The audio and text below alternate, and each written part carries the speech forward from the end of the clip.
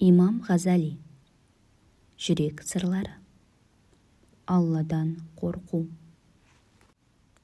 Кейбір данышпан кісілер былай деген: денсаулықтың мықты болуы аз тамақтануда, жан дүниенің тазалығы күнәдан аулақ болуда, діннің туралығы Алла жаратқан пенделердің ең ұлығы болған Мұхаммед саллаллаху алейхи уәсәләм пайғамбардың жақсы әдебінен үлгі алып өмір сүру. Алла тағала Құранда былай деген: уа иман келтіргендер, Алладан қорқыңдар, яғни Аллаға шын көңілден тағзым етіңдер және оған қарсы келуден сақтаныңдар. Әркім ертеңгі ақыреті үшін не жолдағанына көңіл аударсын.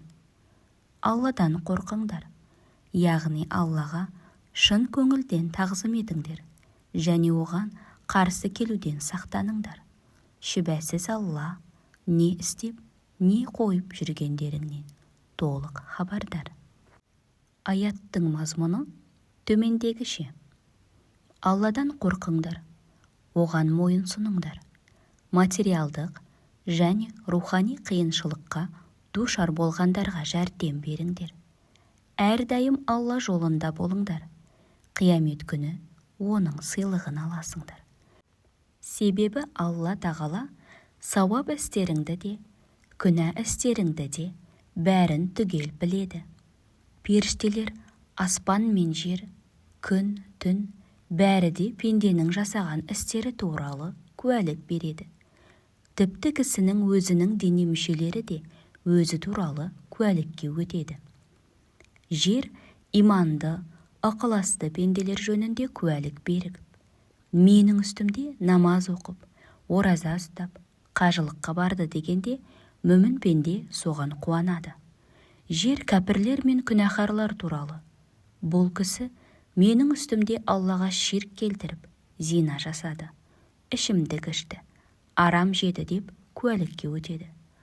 Қайырымдылардың қайырымдысы Алла тағала қиямет күні имансыздар мен шектен шыққан күнәһарларды жасаған істерінің бүге-шүгесіне дейін сұраққа алғанда олардың жағдайы өте жаман болады. Бүкіл жан тәнімен Алладан қорқатын пендені тақуалы кісі дейді. Ал тақуалық деген Алладан шынайы қорқу. Имам Әбу-Лайс былай деген: Алладан қорқудың белгісі 7 нәрседе көрінеді. Бірінші, тілде. Алладан қорқатын пенде тілін жалғаннан, өсек ғайбаттан, басқаларға жала жабудан және пайдасыз сөздерді сөйлеуден сақтайды. Оны Алланы зікір қылу, Құран оқу және ілім үйрену үшін қолданады. Екінші, жүректе. Алладан қорқатын кісінің жүрегінде мұсылман бауырына деген дұшпандық болмайды. Жалған жала, қызғаныш сияқты адам баласына жараспайтын сезімдерді көңілінен шығарып тастайды. Себебі қызғаныш пенденің жақсы істерін жоқ қылады. Сол себепті пайғамбарымыз саллаллаху алейхи уәсәләм былай деген: от отынды жандырып күл қылғандай, қызғаныш та пенденің жақсы істерін жеп тауысады. Құрметті оқырман, қызғаныш жүректі жаулап алып, қоғамдық өмірде көп зияндарға жол ашушы жаман ауру екенін біліп қой.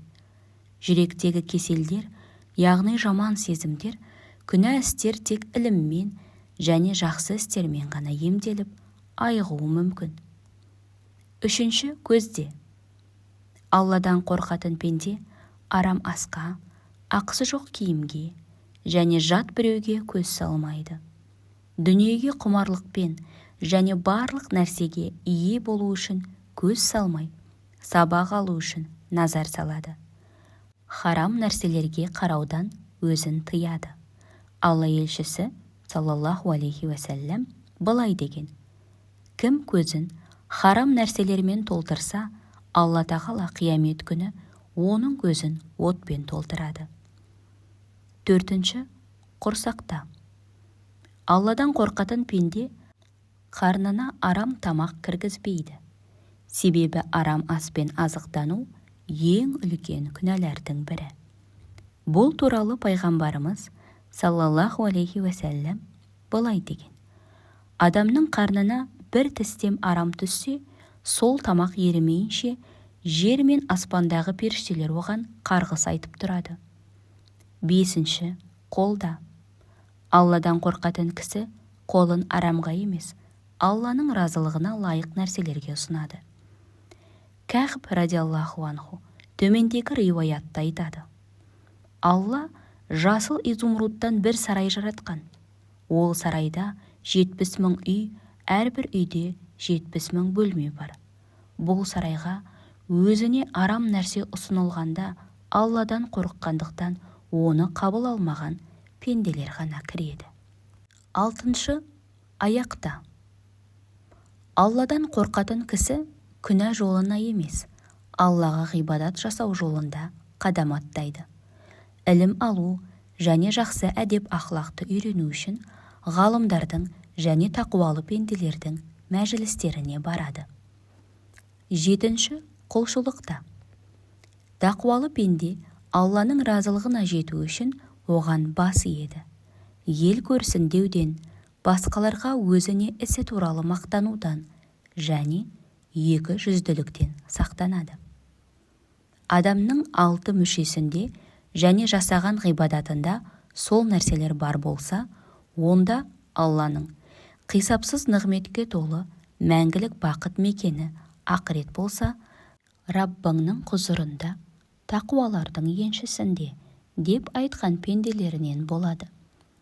Тағы басқа бір аяттарда тақуалар туралы былай деп айтылады: Аллаға лайықты түрде тағзым етіп, оған қарсы келуден сақтанған тақуалы жандар жұмақ бақшаларында, бастаулардың басында болады. Тақуалы жандар болса, жәннат бақшаларында сан алуан нығметтерге бөленуде. Аллаға лайықты түрде тағзым ететін, оған қарсы келуден барынша сақтанатын тақуалы жандар болса, азап атаулыдан ада, қауіпсіз жерде болады. Жоғарыдағы аяттарды Алла тағала тақуалы мүміндердің қиямет күніндегі азаптан құтылатынын білдірген. Мүмін пенденің Алладан қорқумен бірге оның мейірімінен үміт үзбеуі керек. Алла тағала былай деген: уа күнәға батып, өз-өздеріне жамандық жасауда шектен шыққан һәм өздеріне берілген түрлі нығметтер, сезімдер мен қабілеттерді орынды пайдаланбай зая қылған құлдарым. Алланың рахымынан үміттеріңді үзбеңдер. Өйткені Алла барлық күнәларды кешіреді. Шүбәсіз ол ғафур, өте кешірімді, рахим, ерекше мейірімді. Хикая. Дәуд пайғамбар алейхиссалам Забур оқып отырған еді. Бір уақытта жерде жорғалап бара жатқан қызыл құртты көріп, өзінше: Алла тағала бұл құртты қандай мақсатта жаратты екен деп ойлады. Алла бұйрығымен құртқа тіл бітіп, Дәуд пайғамбарға: уа Расулалла, Алла тағала күн сайын 1000 рет Субханаллахи вәлхамдулиллахи вә ла иляха иллаллаху валлаху әкбар, кешке 1000 рет Алланың умми, оқу жазуды білмеген пайғамбарына, оның сахабаларына және үрім бұтағына салауат, сәлемдер болсын деп айтуды илхам қылды. Сен зікір қылғанда нелерді айтасың, маған да айтсаң, пайдаланайын дейді. Дәуд алейхиссалам қызыл құртты қадірсіз көргеніне пұшайман болып, Аллаға тәубе жасады. Мүмін пенде Алладан үміт үзбейді, ғибадаттарын толық орындайды, жаман істерден бас тартады және жағымсыз әдеттерін тастайды. Алланың досы Ибрахим пайғамбар алейхиссалам жіберген қателіктерін еске алғанда есеңгіреп, жүрегі дүрсілдеп, қатты қорқады екен. Алла тағала оған Жәбірейіл періштені жібереді. Жәбірейіл алейхиссалам Ибрахим пайғамбарға келіп: Алла саған сәлем жолдады және досынан қорыққанда дос бола ма деп жатыр дейді. Әзірет Ибрахим оған: уа Жәбірейіл, жіберген қателіктерім еске түсіп, олардың жазасын ойлағанымда достықты да ұмытамын деп жауап береді. Пайғамбарлар, әулиелер және тақуалы адамдар сондай еді. Сен де ойлан. Алладан қорқу туралы. Имам Әбу-Ләйс айтады: аспанның 7-ші қабатында Алла жаратқан, оған сәжде жасаушы періштелер бар. Алладан қорыққандықтан олардың жүрегі дірілдеп тұрады. Қиямет күні бастарын сәждеден көтеріп, уа барлық кемшіліктерден пәк болған Алла, саған лайықты құлшылық жасай алмадық, дейді. Алланың төмендегі аяты соған ишарат етеді. Олар өздерінің жалғыз иелері, Раббыларынан шынайы түрде қорқады, әрі өздеріне бұйырылғанды бұлжытпай орындайды. Пайғамбарымыздың саллаллаху алейхи уәсәлләм мынадай хадисі бар: пенденің денесі Алладан қорқып тітірегенде, күнәлары ағаштан түскен жапырақтай төгіледі. Хикая. Бір кісінің бір әйелге көзі түседі. Күндердің бірінде ол әйел сауда-саттық үшін керуенге қосылып жолға шығады. Әлгі кісі де керуенге қосылып оның артынан жүреді. Күн кеш болып, керуен бір жерге тоқтайды. Әлгі кісі әйелдің жанына келіп, оған өзінің мақсатын айтады. Әйел: барып қарап келші, елдің бәрі ұйықтап жатыр ма, дейді. Айтқанын қабыл алды деп ойлаған кісі қуанғанынан аяғы аяғына тимей, бүкіл керуенді айналып шыққан соң, бәрі ұйықтап жатыр деп жетіп келеді. Сонда әйел: ал Алла ше, ол ұйықтап жатыр ма, деп сұрайды. Бұл қиын сұраққа жоқ, Алла ешқашан ұйықтамайды, көз ілмейді де, деп жауап беруге мәжбүр болған еркекке әлгі әйел: олай болса, кісілер көрмесе де ұйықтамайтын, көз ілмейтін Алла бізді көріп тұр. Бәрінен бұрын одан қорқып ұял, дейді. Сол сөздерден кейін әлгі кісінің көкірегін қорқыныш қаптайды. Ол Алладан қорқып, керуеннен бөлініп, тәубе жасап, үйіне қайтады. Тағы бір хикаяда мынадай оқиға баяндалады. Көне заманда Алла жолында жүрген бір әйел болған екен. Бір күні оның басына қиыншылық түсіп, балалары аш қалады. Сонда ол: барып өзек жалғарға бір нәрсе тауып әкелейін, деп бір саудагерге бармақшы болады. Әйел әлгі саудагердің үйіне барып, бала шағасы үшін жеуге бір нәрсе сұрайды. Бірақ саудагер жәрдем берудің орнына жаман ниетін білдіреді. Әйел одан бас тартып, еш нәрсе алмай үйіне қайтады. Бірақ балалары аштыққа шыдай алмай шырылдай бастағанда, әйел әлгі саудагерге қайта барып, оның шартына көнгенін айтады. Саудагер әйелге жақындағанда байғұстың денесі қатты дірілдеп жатқанын байқап: сен неге мұнша дірілдеп тұрсың, деп сұрайды саудагер. Алладан қорқып жатырмын, деп жауап береді әйел. Сонда саудагер: сен мәжбүр болып тұрып, Алладан осыншалық қорқып жатырсың. Шынында Алладан менің қорқуым керек емес пе? Деп жаман ниетінен бас тартып, әйелге мұқтаж болған нәрселерін беріп жібереді. Өз үйіне көп азық-түлікпен келген әйел балаларын қуантады. Сонда Алла тағала Мұса алейхиссалам пайғамбарға уахи жіберіп, бәленше ұлы түгеншенің барлық күнәләрін кешірдім, деп білдіреді.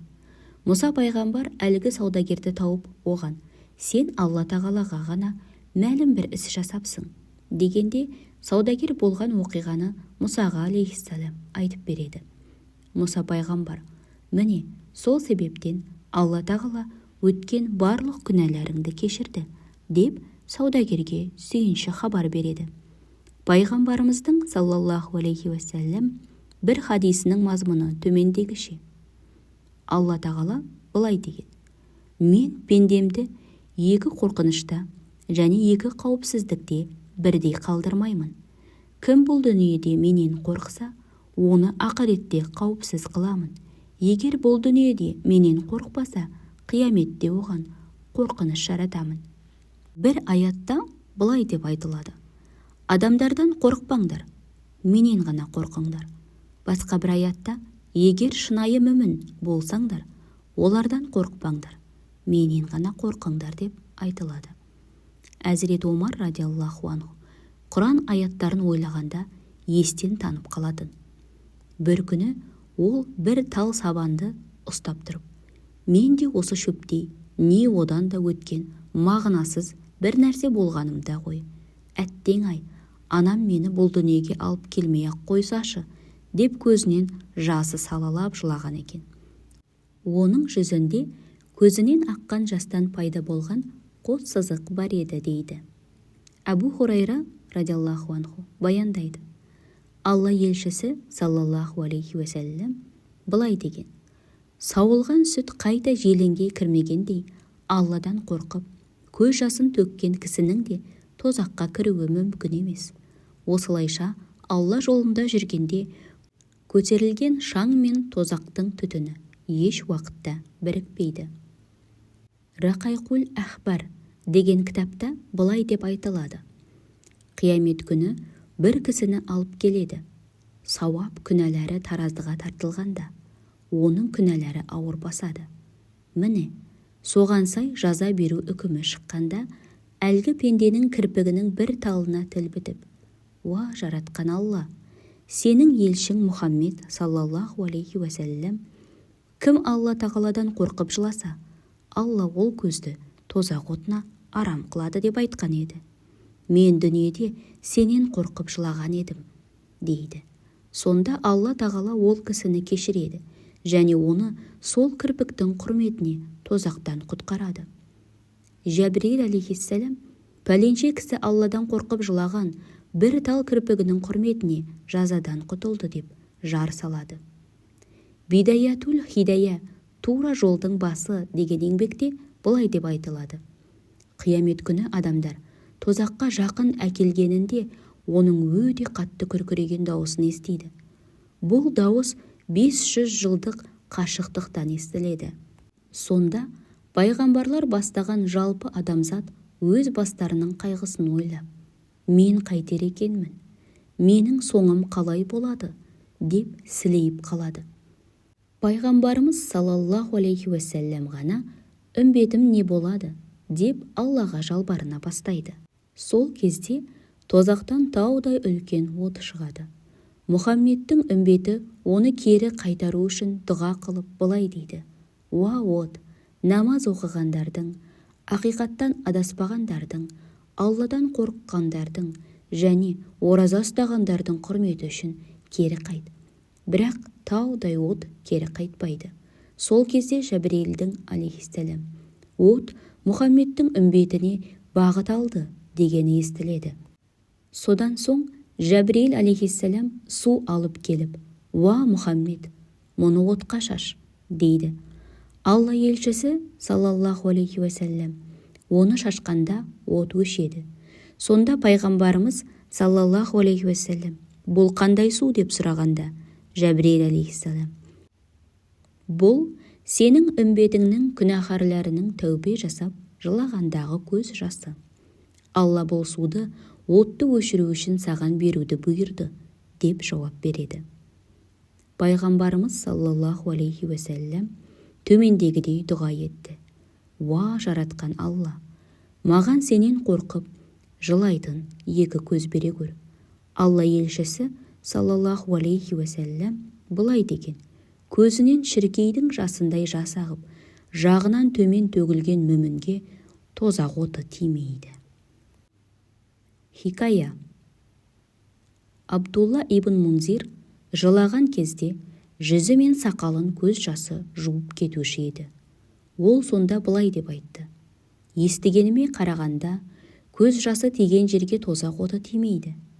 Жоғарыда айтылғандар бойынша шынайы мұсылман пенде Алладан оның беретін азабынан және нәпсісінің құмарынан сақтану керек. Алла тағала былай деген: міне, кімде-кім азғындап, шектен шыққан, әрі дүниенің қу тіршілігін ақыреттен артық көрген болса, онда оның ақыр соңында барып паналайтын жері сол жалын атқан жаһаннам болмақ. Ал кімде-кім күндердің күнінде Раббысының дәргейіне баратынын ойлап, шынымен қорыққан болса, һәм нәпсісін әуейліктен тыйған болса, оның ақыр соңында барып паналайтын жері жәннат болмақ. Кім Алланың азабынан құтылуды, сауабына және мейіріміне жетуді қаласа, бұл дүниенің қиыншылықтарына шыдасын, сабырлы болып, күнәлардан сақтансын. Пайғамбарымыз саллаллаху алейхи уәсәлләм былай деген: пейіштіктер пейішке кіргенде, періштелер оларды түрлі тамақтар, сан алуан сусындар, мейманханалар, орындықтар, қысқасы, пенденің ойына да келмеген әр қалай нығметтермен күтіп алады. Олар қатты таңғалады. Сонда Алла тағала: біздің бір уәдеміз бар еді, соның уақыты келді дейді де, періштелерге: жүздеріндегі перделерді ашыңдар деп бұйырады. Періштелер: уа жаратқан Алла, бұлар күнәһар болып тұрып, сенің жамалыңды қалай көреді дейді. Алла тағала былай дейді: перделерді ашыңдар, себебі олар дүниеде маған келу үшін зікір қылып, көз жасын төкті. Сөйтіп көздегі перделер ашылады. Пенделер Алланың жамалына қарап, дереу сәжде жасайды. Сонда Алла тағала былай дейді: бастарыңды көтеріңдер, себебі бұл жер ғибадат жасайтын жай емес, сыйдың жайы. Және олардан: уа пенделерім, сендерге сәлем, мен сендерге разымын, сендер де маған разы болдыңдар ма? деп сұрайды. Олар: уа жаратқан иеміз, қалайша разы болмаймыз?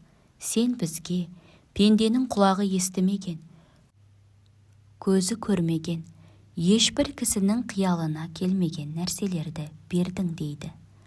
Алла оларға разы, олар да Аллаға дән риза, және олар ерекше мейірімді Раббыдан ыстық сәлем алады деген аяттар да осыған ишарат етеді.